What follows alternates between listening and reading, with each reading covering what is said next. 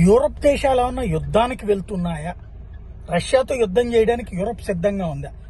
America అయితే Russia Ukraine మధ్య యుద్ధాన్ని ఆపడానికి చాలా ప్రయత్నం చేస్తుంది. అందులో భాగంగా ఇద్దరి మధ్యన పలు దఫాలు చర్చలు రష్యా ఉక్రెయిన్తో చేస్తుంది.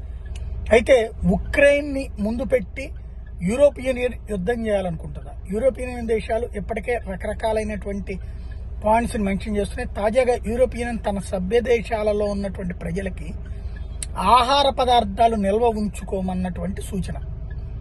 72 గంటలకు సరిపడినటువంటి ఆహార పదార్థాలు అంటే 3 రోజులకి సరిపడినటువంటి ఆహార పదార్థాలని నిల్వ చేసుకుని అట్టి పెట్టుకోండి, ఏ క్షణంలో ఏమైనా జరగచ్చు అన్నది పరోక్షంగా చెప్తూ చేసినటువంటి హెచ్చరిక. సాధారణంగా యుద్ధ సమయంలోనే 2 నెలలకు 3 నెలలకు సరిపడిన ఆహార నిల్వల్ని ఏర్పాటు చేసుకోవడం అన్నటువంటిది జరుగుతూ ఉంటుంది. అది చేసుకోమని ప్రభుత్వాలు చెప్పడం జరుగుతుంది.